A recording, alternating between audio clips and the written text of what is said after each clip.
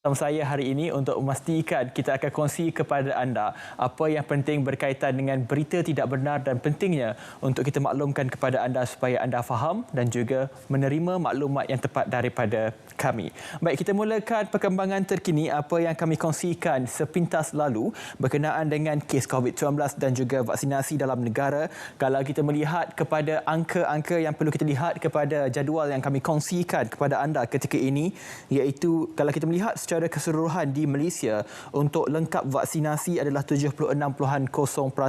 Ini adalah data terkini yang kami dapat kongsikan kepada anda dan kami susulkan kepada anda juga kadar vaksinasi di setiap negeri. Khususnya sebelum ini kita melihat ada beberapa negeri yang mencatatkan jumlah pemberian vaksin yang masih lagi rendah. Kalau kita lihat di sini Pahang 68% dan juga di Terengganu 67% dan kebanyakan negeri kini lebih 70%. Baik, seterusnya DOA ataupun Department of Agriculture menafikan rakaman video yang tular menerusi media sosial mengenai isu kewujudan cacing helikopter atau Helicobacter dalam pisang. Menurut Ketua Pengarah DOA, Datuk Zahimi Hassan, maklumat yang dipaparkan dalam hantaran ditularkan itu juga tidak benar dengan informasi didapati tidak sahih selain diragui. Beliau turut juga menjelaskan bahawa Helicobacter merupakan sejenis bakteria dan bukan dari kumpulan serangga atau ulat seperti yang dilaporkan dalam video berdurasi 1 minit 29 saat tersebut. Berdasarkan rekod luar negara, rakaman yang tular itu juga didapati berasal dari sumber tidak sahih kerana adalah tidak normal untuk cacing menyempurnakan kitaran hidup dalam pisang. Baik, seterusnya rentetan kejadian viral seorang lelaki mengasari seorang pemandu kereta dengan menggunakan topi keledar di sebuah stesen minyak pihak polis pada 13 November telah menjalankan satu siasatan dan juga lengkap ke atas satu lelaki warga tempatan yang berumur 38 tahun yang disyaki terlibat dalam kejadian tersebut. Suspek yang bekerja sebagai pemandu peribadi direkodkan mempunyai satu rekod jenayah dadah berbahaya pada tahun 2010 dan masih dikendaki polis bersabit kes tersebut. Hasil ujian saringan air kencing yang dijalankan ke atas suspek pada 13 November lalu didapati negatif. Baik, dan ini kami kongsikan kepada anda penyamaran panggilan Lembaga Hasil Dalam Negeri Malaysia LHDNM ini. Ini adalah penting kerana kita lihat kebelakangan ini kalau kita melihat kepada rekod mereka yang menjadi mangsa penipuan dalam talian ataupun online scam ini, kebanyakannya adalah daripada panggilan LHDN yang palsu. Jadi anda perlu berhati-hati sekiranya anda mendapat panggilan yang mencurigakan. Anda diminta untuk terus mematikan panggilan dan juga menghubungi pihak berkuasa sekiranya anda sedang mengesyaki anda sedang ditipu.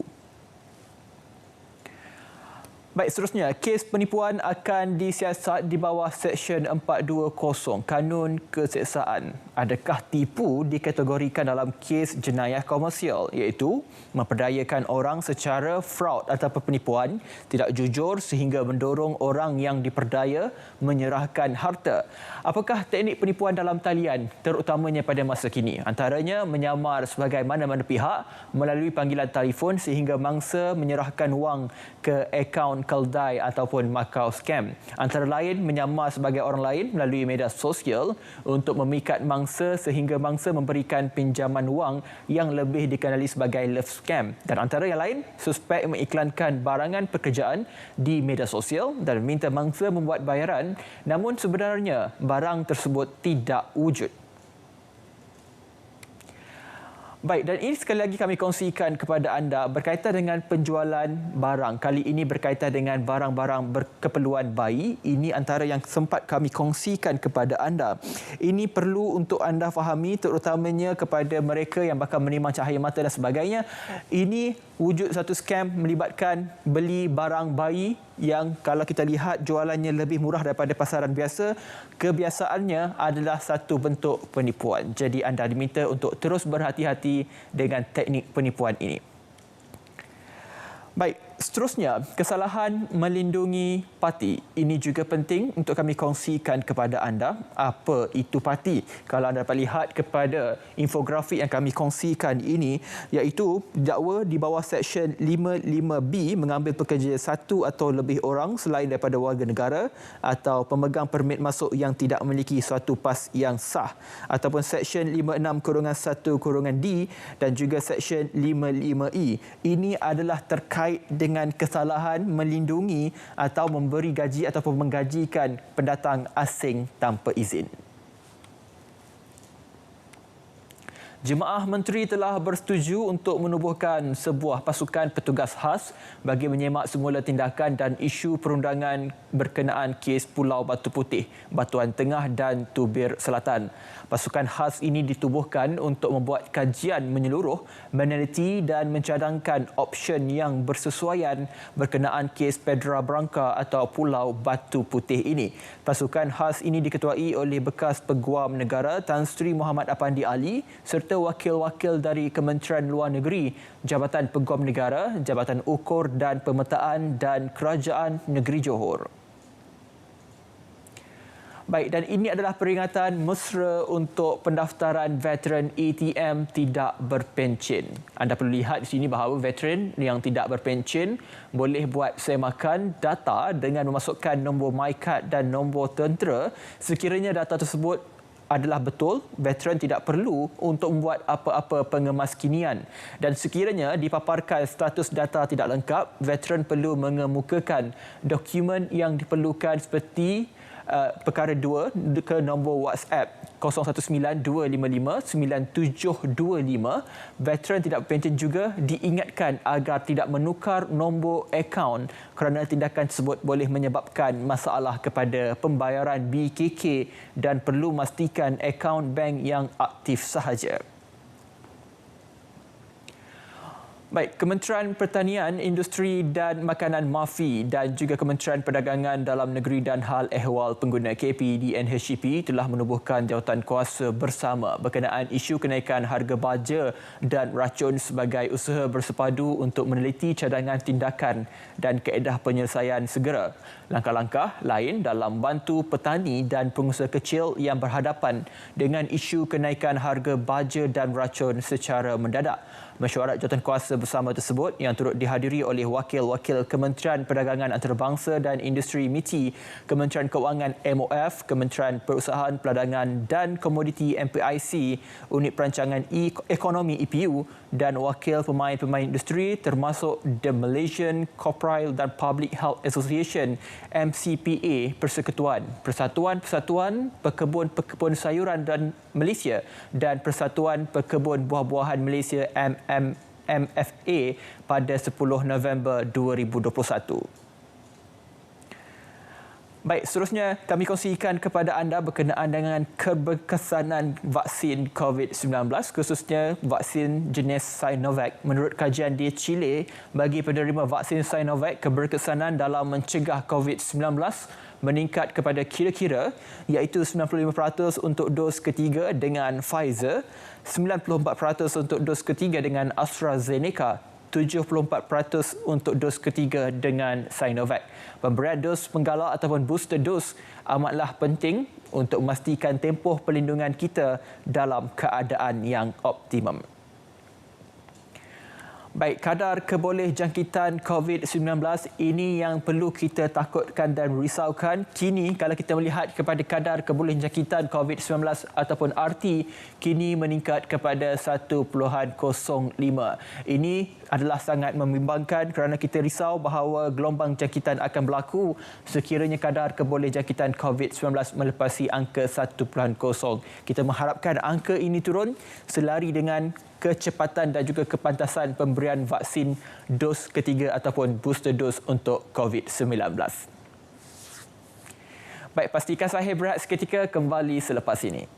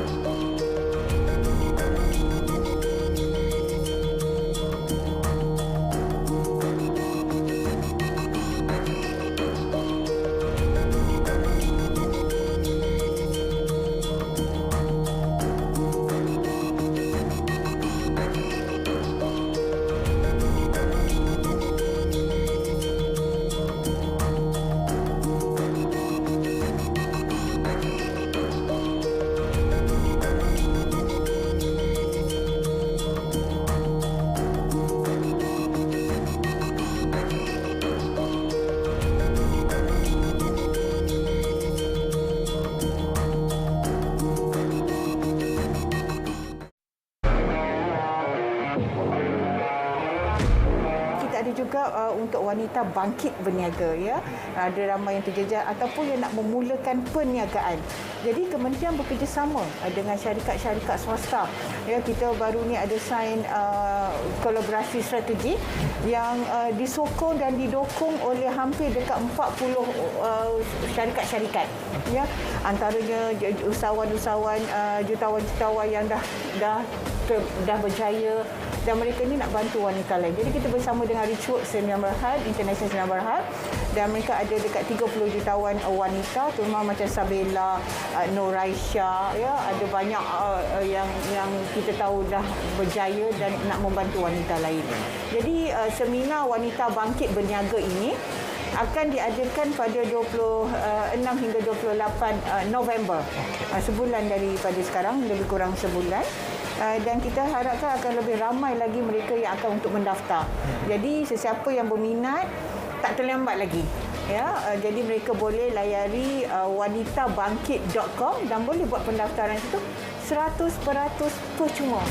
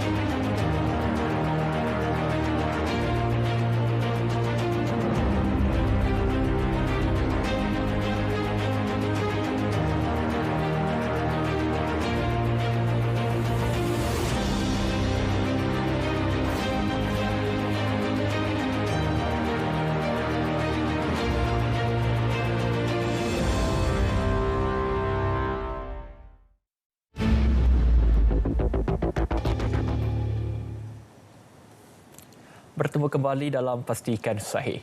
Malaysia telah menerima sumbangan peralatan rangkaian sejuk bagi penyimpanan vaksin COVID-19 yang bernilai RM6 juta daripada Kerajaan Negeri Jepun.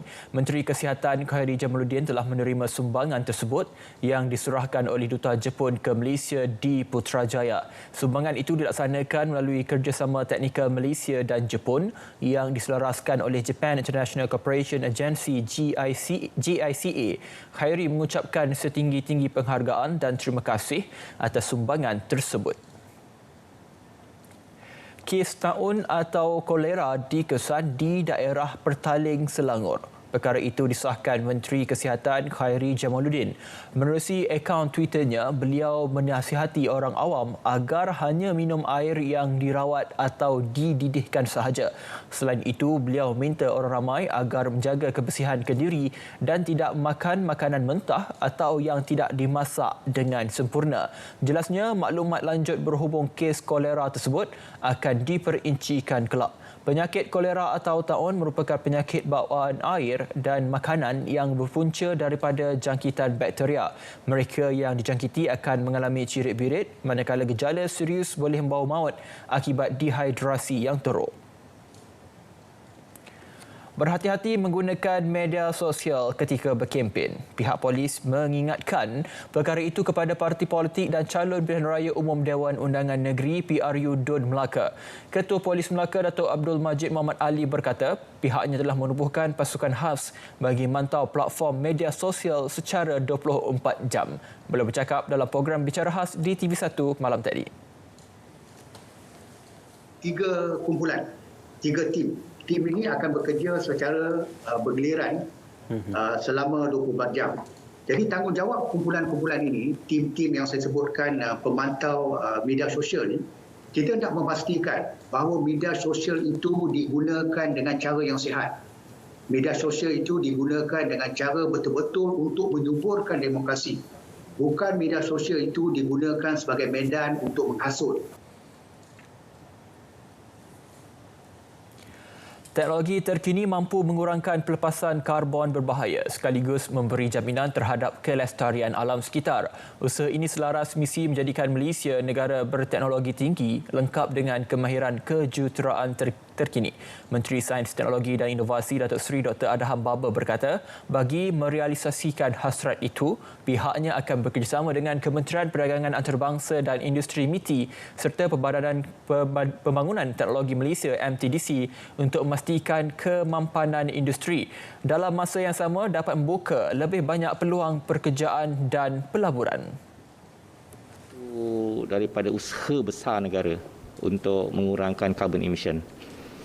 Kita ada polisi untuk menjadi high-tech nation 2030 dan waktu yang sama kita akan mengurangkan carbon emission dengan energi renewable serta mengurangkan produk-produk yang waste ni seperti bahan-bahan terpakai ini semoga boleh dikitar ataupun di recycle dan utilize balik resin tersebut dalam bentuk yang lebih manfaat. Melaka akan dijadikan negeri tumpuan dalam pelaksanaan fasa kedua Pelan Jalinan Digital Negara Jendela. Ketahuan itu diberikan kerana Melaka merupakan status sebagai negeri pelancongan dan merupakan antara destinasi tumpuan pelabur luar. Jelas Menteri Komunikasi dan Multimedia Tan Sri Anwar Musa, ke arah itu infrastruktur 4G akan terus dipertingkatkan secara berperingkat di seluruh negeri. Ujarnya di bawah program Jendela sebanyak 35 menara baharu sedang dan akan dibina di Melaka bagi meningkatkan kualiti capaian rangkaian telekomunikasi dan akses internet. Lembaga Pembangunan Langkawi LADA menyasarkan sehingga 5,000 kemasukan pelancong antarabangsa sepanjang 45 hari berbaki tahun ini. Ketua Pegawai Eksekutif LADA Nasaruddin Abdul Muttalib berkata, Langkawi mampu menjana sehingga 24.5 juta menerusi pelbagai produk dan tarikan utamanya. Melalui gelembung pelancongan antarabangsa, Langkawi mula terima pelancong asing. Jelasnya lagi, secara purata seramai 150 pelancong luar negara dijangka memasuki Langkawi sehari. Satu sasaran yang realistik bagi kedatangan pelancong lah. Jadi berdasarkan 5,000 kedatangan pelancong antarabangsa, perbelanjaan yang dapat dijana oleh pelancong-pelancongan antarabangsa ini adalah sekitar 24.5 juta lah. Pembinaan laluan rel Pantai Timur ECRL yang dijadualkan siap pada Disember 2026 sudah mencapai tahap kemajuan keseluruhan 25.09% setakat Oktober. Timbalan Menteri Keuangan 1 Muhammad Syahar Abdullah optimis projek mega melibatkan rangkaian rel sepanjang 665 km itu akan siap sepenuhnya seperti yang disasarkan. Pembinaan ECRL di Pahang pula telah mencatat kemajuan lebih 28% setakat ini dengan pembinaan struktur utama seperti terowong dan jambatan berjalan lancar. Manakala kerja-kerja pengorekan bagi terowong Gambang sepanjang 608 meter telah mencapai tahap kemajuan 360 meter. Ia dijangka akan mencapai penembusan pada suku pertama tahun hadapan. Pasar Kebudayaan Borneo kedua di Bangi merupakan platform terbaik bagi membantu para peniaga yang terjejas akibat COVID-19 kembali menjana pendapatan. Menteri Pelancongan Seni dan Budaya Datuk Seri Nancy Shukri yakin pembukaannya antara penyumbang dalam merancakkan semula ekonomi negara. Beliau ditemui pemberita selepas majlis perasmian Pasar Kebudayaan Borneo kedua di Bangi yang menempatkan 60 peniaga berasal dari Sabah dan Sarawak. Pelbagai tarikan ditawarkan kepada pengunjung meliputi produk makanan dan minuman istimewa dari Borneo. Ganakan pendapatan dan saya nampak produk-produk bukan saja dari segi makanan tetapi produk-produk yang lain, pakaian pun dijualkan di sini. Ini satu peluang terbaik untuk kedua-dua pihak. Pihak yang pertama ialah yang menjualnya. Pihak kedua ialah mereka yang dapat menikmati, merasai produk ini. Jadi kedua-duanya mempunyai, orang kata dapat, it's a win-win kind of situation lah. Jadi bagi kami, Moltek, kami dapat menambahkan lagi satu niche produk untuk negara kita, produk pelancongan tempatan.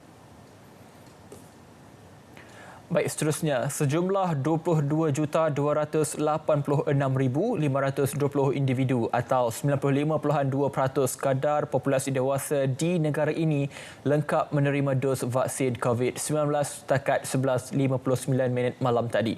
Berdasarkan data Kementerian Kesihatan Malaysia KKM menerusi laman COVID Now, seramai 22,858,958 individu atau 97.6% daripada populasi dewasa pula sudah menerima sekurang-kurangnya satu dos vaksin. Dalam pada itu, sejumlah 55,703,200 dos suntikan vaksin diberikan semalam, membabitkan 14,875 suntikan dos lengkap.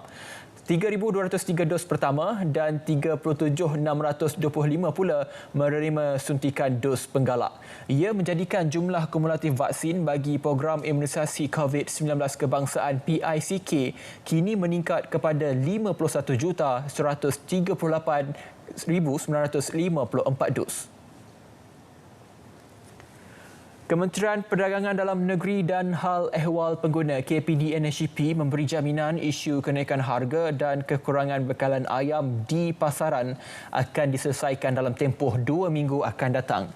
Timbalan Menteri berkenaan, Datuk Rosul Wahid berkata, kementeriannya bersama Kementerian Pertanian dan Industri Makanan MAFI telah mengadakan mesyuarat mingguan lepas bagi mencari penyelesaian berhubung isu itu yang dikatakan berlaku di beberapa kawasan. Menurutnya, antara penyelesaian yang dibincangkan termasuk untuk mengimport bekalan ayam dari luar negara bagi mengatasi kekurangan bekalan di pasaran tempatan selain menstabilkan harganya. Jabatan Hal Ehwal Agama Islam Kelantan Jahid menyeru pasangan yang bernikah menggunakan khidmat sedikit lebailah dari Kuala Krai supaya tampil menghubungi agensi berkenaan untuk mengesahkan sama ada pendaftaran pernikahan mereka sah mengikut hukum syarak atau sebaliknya berikutan penahanan bekas imam itu pada 28 Oktober lepas. Pengarahnya Datuk Cik Muhammad Rahim Jusuh berkata, susulan penahanan bekas imam itu, anggota penguatkuasa turut merampas beberapa dokumen berkaitan perkahwinan seperti borang dari Thailand. Pastikan saya berehat sekali lagi, jangan ke mana-mana.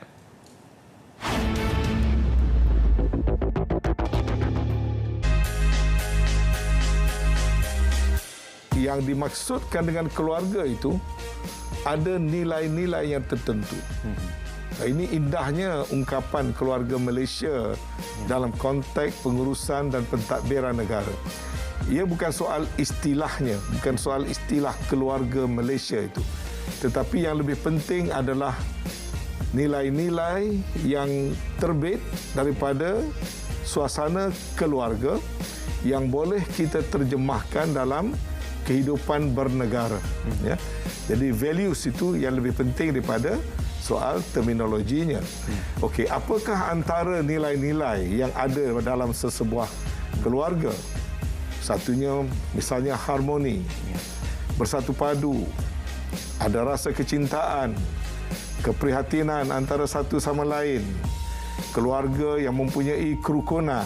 Ya. Jadi kalau kita terjemahkan nilai-nilai itu dalam pengurusan, dalam pengurusan negara, maksud saya, dia menjadikan satu falsafah pengurusan yang sangat besar maknanya kepada nation building.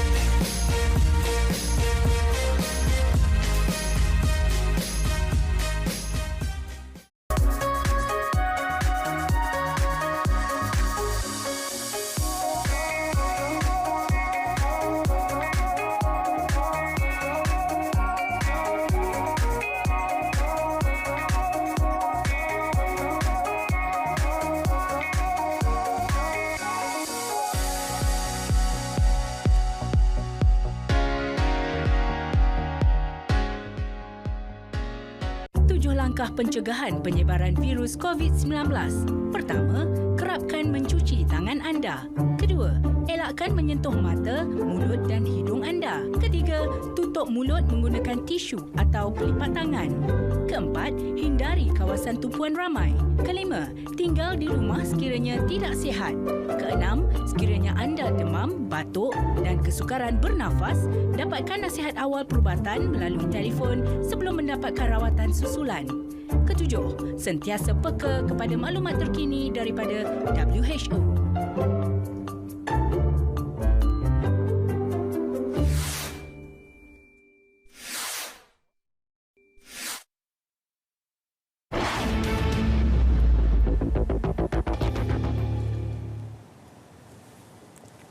Baik, bertemu kembali dalam Pastikan Sahih. Bicara khas PRU Dun Melaka ke-15 akan diteruskan malam ini dengan tajuknya Integriti dan Pilihan Raya bersama Datuk Seri Akbar bin Abdul Sattar, Ahli Lembaga Pengarah Institut Integriti Malaysia IIM, bersama dengan pengacara Ismail Adnan pada jam 9 malam ini. Dan seterusnya, Majlis Perasmian Sambutan 100 Hari PBM, 100 tahun PBM, 100 tahun Profession Perancang Bandar di Malaysia, sempena HPBS tahun 2021 peringkat kebangsaan, dirasmikan oleh Yang Amat Berhormat Datuk Seri Ismail Sabri bin Yaakob, Perdana Menteri Malaysia. Baik, seterusnya program ceramah politik susur galur politik Malaysia SGPM bersama dengan Encik Hasnul Hanif bin Harun, Setiausaha Agung Majlis Belia Malaysia secara dalam talian pada jam 8.30 malam hingga 10.30 malam di pautan yang kami kongsikan kepada anda. Baik, seterusnya webinar wakaf sempena Hari Lelaki Sedunia. Lelaki Gentleman, Lelaki Pemurah, menampilkan beberapa panel menarik dan juga moderatornya Ustazah Aisyah Ma'in. Dan seterusnya, toll free headline 18820300. Ini yang kami kongsikan kepada anda berkenaan dengan aspirasi keluarga Malaysia 100 hari. Baik, hebahan tadi mengakhiri Pastikan Sahih hari ini. Teruskan berada dalam keadaan selamat dan juga patuh kepada SOP yang telah ditetapkan. Saya Hafidh Hussain. Assalamualaikum dan jumpa lagi.